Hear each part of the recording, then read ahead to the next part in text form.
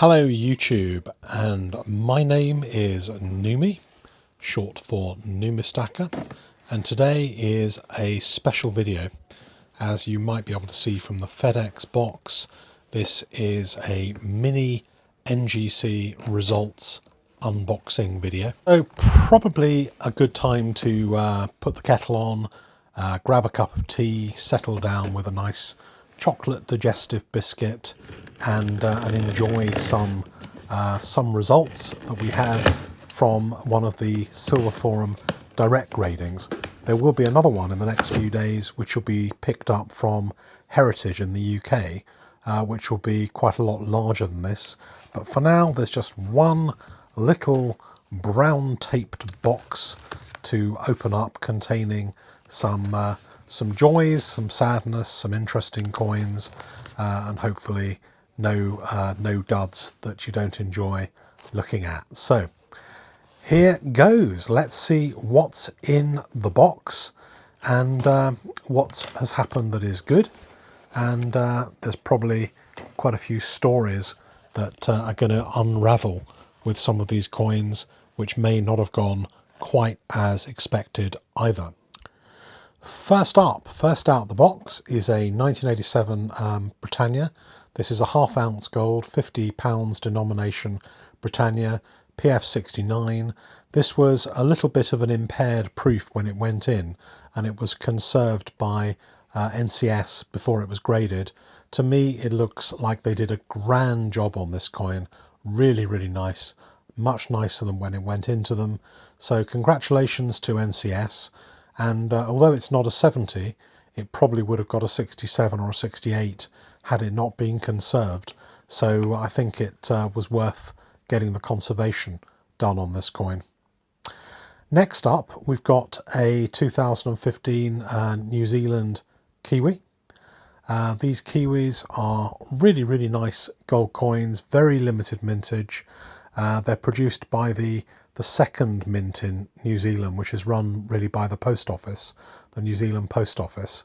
And each year they produce Kiwis, and in every year recently there's been only 500 of these gold coins minted, and they are difficult to get hold of and highly desirable. Next up is what looks like it's a bit of a catastrophe, a PF66 on a 2013 proof, but this actually is a my coin. I bought it cheaply on eBay a while back because it was marked or impaired. It's got a little scratch on it, and it was laying around in my my cabinet, and I thought I'd get it graded and just see what NGC came up with for a bit of fun. I don't think it's done anything bad for it being graded, but 66 obviously is not the best result in the whole world. Next one, you've seen a lot of these on my channel over the last year or so. Strike on the day, struck 3 times by the Royal Mint. Beautiful, brilliant, uncirculated, deep proof-like finish. Only 1,817 of these coins were minted, and judging from the slight softening in price of the Piedfort for 2017, whilst you might get more gold for your money for the Piedfort, and I think these plain strike on the day, plain edge sovereigns, I think they are still going to be the winner overall, purely because of how interesting they are and the mintage. So it's still open, but we'll see what they end up as in a couple of years' time, and see what the winner is between the Piedfort and the strike on the day. Another Kiwi, this time this one is a bigger Kiwi. This is, I think, a ½ ounce of gold, and this one was restored, conserved rather, and it got a 70, and you can see that it looks pretty perfect. Another spanking great big wonderful job for NCS for conservation. This was a marked coin that probably would have got a 68 had it not been conserved, and after conservation scored the magic 70 and made its owner extremely happy. So that's a really good result. 1984 sovereign, 69, another proof sovereign. Again, really, really good grade, 69 or 70 for these proof sovereigns. Not a lot of them get a 70. If you do get a 70 on one of these older sovereigns, you've done very well. 69, I think, is perfectly nice and a good uplift in value expected as well for the grade. Okay, so this next one is a cross grade. So it was sent in as PCGS PR67 CAM, and pretty much the best grade for a half sovereign from 1937. And it was sent in by Regal Stacker, by my friend who likes hammering Britannias and Pandas to pieces. But one of the things I've organised for him is to start off his very own label, the Regal Collection. I actually really like the name, the Regal Collection. So watch out at some stage on eBay and auctions for coins from the Regal Collection. You'll know that they came from Regal Stacker, but there may not be any around for quite some time because my friend Regal is planning to build up a spectacular and wonderful collection of coins. So please take a look at his channel on YouTube, and I'm sure at some stage you'll see these coins surfacing. So this was a PCGS 67 cameo, and it did cross into NGC with the same grade. I believe there is actually a 68 cameo, 168 cameo that's been graded so far in NGC, but the highest at PCGS was a 67. A second coin, and you can see here the red label means did not cross. This was also submitted for cross grading, another 67 cameo, and this one unfortunately didn't cross. Now, I don't know whether realistically there is anything different about this coin compared to the one that crossed. I tend to think, and I may be totally wrong in this, that whether a coin crosses between PCGS and NGC has an element of politics and play attached to it. I could be wrong, but I'm not sure that it actually means that that other 67 is diminished in any other way whatsoever. Okay, moving on. First releases. This is probably one of the only labelled first releases. This was a friend of mine over on the Silver Forum, wanted to have these coins sent to NGC as soon as they came out, so they were sent separately outside the normal grading so they could be received by NGC within the timetable allotted for first releases designation, which I think is about 30 days after the issue of these coins. They have to get to NGC. So because it can take a week or so or more to get to America, if you do want first or early releases designation, then act very, very quickly on anything that's new and send it over on its own without waiting for the normal grading to happen. Next one is a coin that if you were eagle-eyed you would have seen on one of my Florida videos. This was ordered for Regal Stacker from one of the dealers, Pacific Coins I think, maybe. It was one of the dealers in California, and he had a 67 grade ICG graded sovereign. And so I got this sovereign for Regal, and we decided to have it. You can't cross grade between IGC and NGC. You need to have it taken out of its holder and regraded, and sometimes the grades can be different. In this case it got a 66 when it came out of NGC, although it went in as an IGC 67. I think this is actually a really good result, and looks nice with its Regal Collection pedigree, but it's a coin that I really, really liked when it was in its IGC holder. Very pleased with it. I know a number of people went on and said, well, maybe they could see a couple of faults with it. And NGC must have seen a little bit of that because it didn't get the 67, it only got a 66, but that is certainly still one of the highest results that NGC have given for a 1925 sovereign. Okay, so the next one is another one that didn't cross. So this is one of the Silver Forum members who had a PR62 half sovereign. This is a 1902 matte half sovereign, and he wanted it cross-graded with NGC. And this one didn't get cross-graded, and NGC told me that they thought they saw hairlines on it, and they thought that, you know, it wasn't something they could cross-grade because of the hairlines. But obviously when PCGS reviewed this coin, they either ignored or didn't see the hairlines, or maybe they weren't significant enough to have it graded. So it just shows you the difference sometimes in standards coin by coin between the two companies. Sometimes they cross, sometimes they don't cross. So far it's been about 40 or 50% of coins that have crossed, and the others haven't crossed.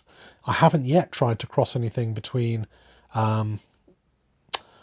PCGS and NGC, but this coin we wanted to have conserved and crossed, and it didn't get done. They didn't think they should take it out the holder, so it got left the way it is. Next up, something a little bit different and pretty spectacular. 1927 crown, proof 66, and proof 66 is ridiculously high grade for this coin. They must have really liked this coin. And let's just take a look at the NGC census for one moment. So looking at the census, 1927 crown, proof, there is 167 that's been graded and 15 66s. So there's only one better coin in NGC's census.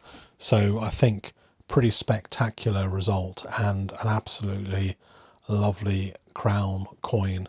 Just really nice. Anybody will be really happy to own this coin, including myself. So very pleased with that result, and the owner of that coin is also, of course, very pleased with that result as well.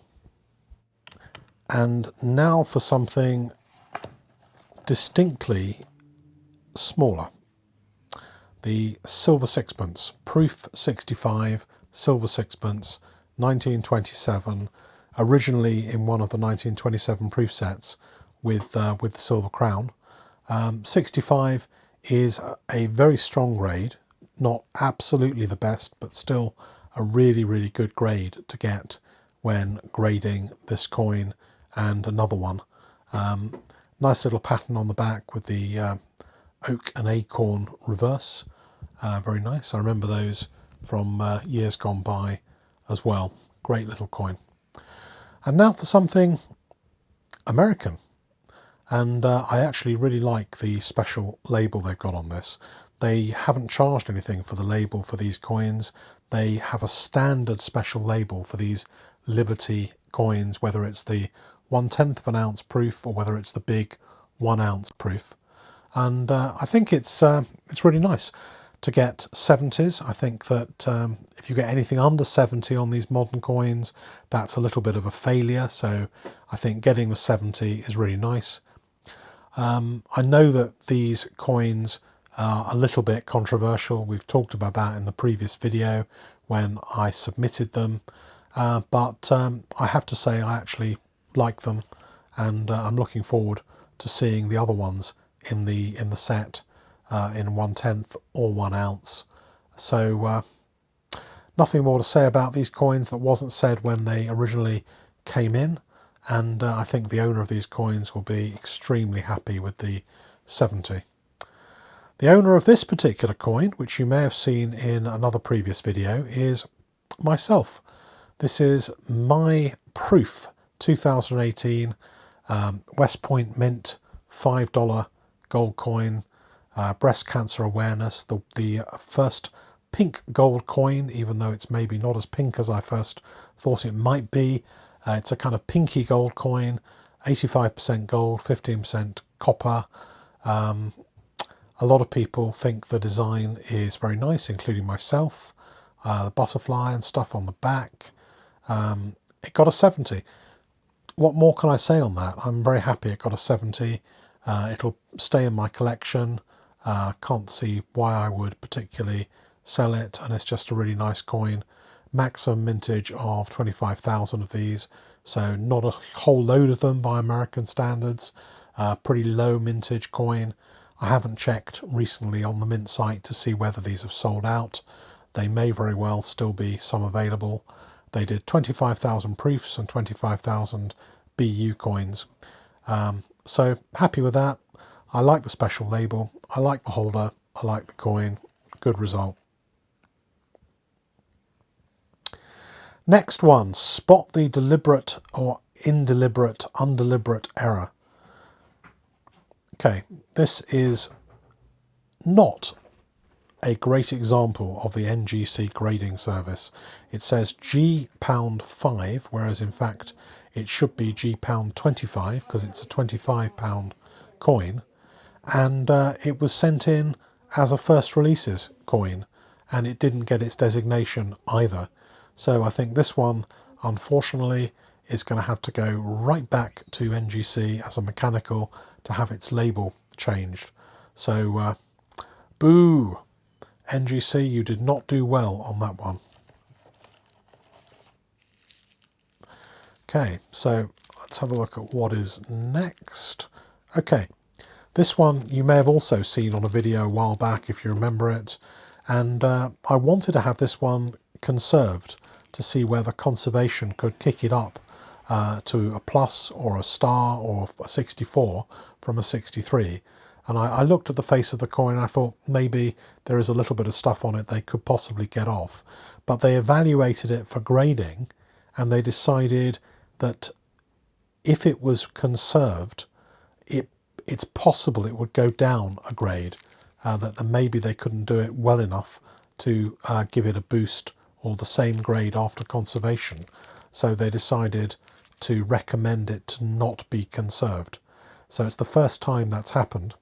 So just bear in mind that it is possible for you to get a recommendation not to conserve. So it may be that it had been previously conserved. It may be they'd done previously everything they could have done with it. I don't know what the real reason is, but it is nice and shiny, and maybe they thought just, the downside was worse than the upside in getting it further messed around with or taking it out of its holder. So bear in mind that kind of thing can happen, and some of the coins you get back, even after you send them to be conserved, may not actually be conserved. They might come back the way they went. But still a lovely coin, and I'm very happy with it, even at the 63 grade that it is. That basically brings us to the end of this little results unboxing. Another few days and I should get a delivery from Heritage with another whole load of really interesting grades and coins back. So stay tuned for that one, and let me know what you think in the comments for the results for this unboxing